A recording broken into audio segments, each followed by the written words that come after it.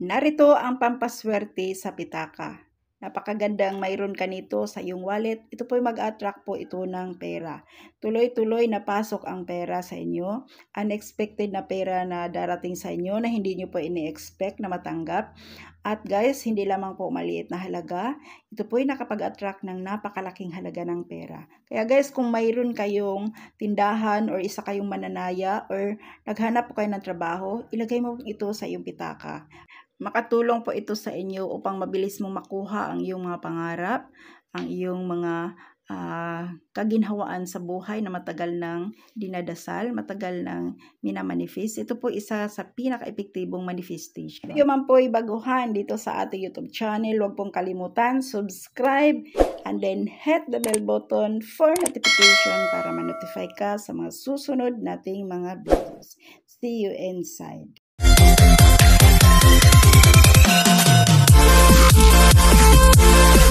Hi guys! Kumusta? Welcome to our YouTube channel, Inday at Buhay Probinsya. Yan, kumusta na po? Shoutout po sa lahat, Luzon, Visayas at Mindanao at sa aking mga kaibigan, sa mga taga-subaybay ko po. Ayan, pasensya na po kayo, medyo natagalan po tayong mag-upload ng mga sunod-sunod na mga videos, no? Alam ko po, naghihintay kayo. At maraming salamat din sa ating Panginoon dahil ang dami pong natulungan sa mga pampaswerteng mga na-share natin. At sa video natin ngayon guys, makakatulong po ito sa inyo para mabilis mong makuha at mabilis mong matupad ang iyong mga dream house, dream car, yung mga pangarap po natin, okay? So ayan guys, kailangan lamang po dito magiging positibo po tayo. Take note, magiging positive po tayo mag-isip. Kasi once na ikaw ay isang positibo mag-isip guys, lahat ng mga gusto mong marating sa buhay, ma-attract mo ng mabilis yan. And then guys, napakaganda po nito. Mayroon ka nito sa iyo pong pitaka. The best na oras sa paggawa po nito, kung kayo man po'y nagigising ng madaling araw, alas 3 ng umaga, madaling araw ng alas 3 hanggang alas 6 po. Napakagandang gawin ito guys. Kung medyo na-late po kayo magising guys, pwede mo pa rin itong ihabol gawin hanggang alas 7 po ng umaga. Okay? So, the best na time po sa paggawa nito guys, kung makakagawa kayo nito ngayong October 5. Okay po? Kasi po ang October 5, may kakaiba po siyang kahulugan po sa pungsoy. Okay po? So, ayan, kailangan nating mag-manifest na. Ito po guys, importante dito yung ating sarili. Okay? Kailangan pong magtiwala at maniwala po tayo na may darating sa iyo na pagbabago sa iyong buhay. Kaya guys, kung mayroon ka nito sa iyong wallet, makakatulong po ito sa inyo. Okay guys, kung hindi po kayo makakahabol nito sa paggawa sa October 5, pwede mo rin itong gawin po sa mga susunod na mga araw. Okay po guys? So ayun, kailangan natin ang Chinese incense. Kung kayo man po pwedeng magsindi po ng Chinese incense, guys, magsindi po kayo ng Chinese incense habang gagawin mo ito. Kasi ang Chinese incense po, nakakaalis po siya ng mga negative energy. And then nagkakaroon din ng protection habang po kayo ay nag-manifest. Okay? Pero kung sa lugar po ninyo guys, alam ko po lalo sa mga OFW, bawal po magsindi, mag-usok, no? Kaya okay lang po yan. Mag-focus po kayo guys sa gagawin po ninyong ritual. Ang gagawin mo na lang po guys, bago ka mag-umpisa, mag-spray ka ng perfume. And then, focus po kayo na magiging positibo ka sa iyo pong gagawin na ritual. So, ngayon, kailangan natin gamit dito guys, kailangan natin ang papel. Isang papel na maliit guys, pero puti po siya. Walang nakasulat-sulat po. So, puti, bond paper po guys. And then, kailangan po natin yung panulat. So, depende po sa inyo guys kung ano pong available ninyo. Pwede na po yan. And then next na gagamitin po natin guys ay cinnamon powder dito, okay? Kung may cinnamon stick ka, pwede yung cinnamon stick. Pero sa ngayon po, pwede kang gumamit po ng cinnamon powder, okay? Kung wala ka cinnamon powder guys, makakabili po kayo sa mga groceries. Okay po? Ayan. And then, next ay kailangan natin ang perfume. Again, so once guys na kumpleto na po ang ating gagamitin, so ngayon huwag pong kalimutan ang iyo pong pitaka. Okay po guys. So ngayon, kailangan natin dito guys sa papel na ito. Ito po ang pinaka first step na gagawin natin guys. Dito po sa papel na ito guys, isulat po ninyo ang iyo pong pangalan. Okay? Kompleto po na pangalan guys, ang iyo pong isulat. Okay, dito po. Sulat po natin dito ating pangalan. So, sa pagsulat po ng pangalan guys, kailangan ulit-ulitin mo yung isulat po ang iyong pangalan ng 5 times. Okay? So, 5 times po.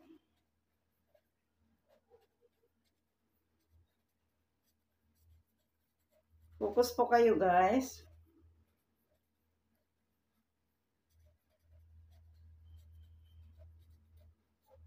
Yan.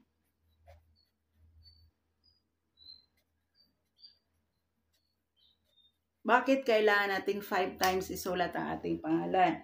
Kasi guys, ang 5 na number nitong October po ay napakalakas po na number. Okay? Na mag-attract ng mabilis ang iyo pong mga dream, mga pangarap po ninyo guys. So ayan, nasulat mo na ng 5 bisis po ang iyong pangalan. So, ang gagawin natin dito guys, sa baba po guys, ayan, sumulat lamang po kayo dito ng amount ng pera or halaga po ng pera kung magkano yung para bang nasa instinct po siya, yung pakiramdam po niyo. So, pwede kang sumulat dito ng malaki. So, ayan, kahit magkano guys, pwede mong isulat dito.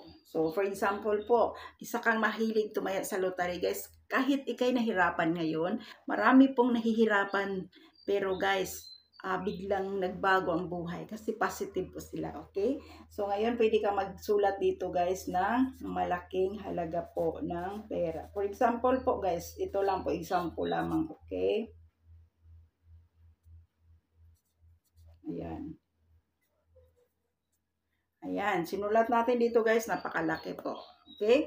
So, depende na po sa inyo. And then guys, dito po sa pinakababa, dito po sa pinakababa guys, permahan mo lamang po ito guys. Perma na maliit po. Ayan, perma. And then dito sa taas, kailangan isulat mo dito yung 35. Ayan. Ayan po. 555. Then, 5 bisis mo nasulat yung pangalan mo, then halaga po ng pera, amount dito. Okay? So, ngayon po guys, ang next na gagawin natin dito, kumuha po kayo ng cinnamon powder po. Yan. Cinnamon powder, ilagay dito sa gitna. Okay. Yan, cinnamon powder. Ayan, kaya kailangan natin ang cinnamon powder. Pero kung mayroon kayong cinnamon stick, pwede din ang cinnamon stick, okay? So, ikalat lang natin dito, guys. Ayan. Ganyan po. So, next, ay tutupiin natin ito, guys. Guys, aniwala po kayo, okay? Sa gagawin po ninyo, okay? Ayan, tupiin mo lang siya. Ayan, tupi po. Ayan. Tupiin mo siya, guys. Ganyan po. Nagiging maliit na po siya. Next natin gagawin, sprayhan ito ng perfume. Okay, basahin mo siya ng perfume. Ayan. So, ngayon po guys, ito na po ay ready to use na siya. So, ngayon po guys, kumuha po kayo ng tubig. Lagyan po ninyo ng asin. And then, dasalan po ninyo ang tubig na may asin. Pagkatapos po, ang tubig na may asin guys, ipunas mo sa mukha mo. Magpunas ka dito habang gagawa ka nito. Punas mo siya dito. Kasi guys, ang asin po na may nakatunaw na tubig, yan po yung nag-remove at nagtanggal ng negative energy po. So, ihugas mo siya dito sa iyong mga kamay. Pagkatapos mo nakapaghugas ng tubig na may asin, ito po guys, ay ilagay mo sa kanang kamay, pikit mo yung mata mo, and then, inhale, exhale ka. Focus po. Focus. Okay? Inhale, exhale po ng 3 bisis. Pagkatapos mo nakapag-inhale, exhale, banggitin mo po ang iyo pong pangalan ng 5 times. Mention mo yung pangalan mo, tunay na pangalan 5 times. Pagkatapos po, banggitin po ninyo ang iyo pong wishes, ang iyo pong kahilingan. And then guys, pagkatapos po nito guys, huwag kalimutan sa bandang huli, I claim it, I claim it. Sa pag-wish po, kailangan po wala po kayong nababanggit na mga sana. Kailangan po diretso. I believe the power of the universe na matupad ang aking pangarap. I believe the power of the universe. Ayan guys, pagkatapos mo po na nag-wish, ayan, and then guys, ma-feel mo po, ma-feel mo talaga, no? Kasi dito yan sa kamay mo. Kasi yung kamay mo, di ba naghugas po kayo ng tubig na may asin, na dinasalan po ninyo guys. Ayan, ito po guys, ilagay mo na sa iyong pitaka. Pati yung wallet mo guys, punasan ninyo po konti ng tubig na may asin. Okay?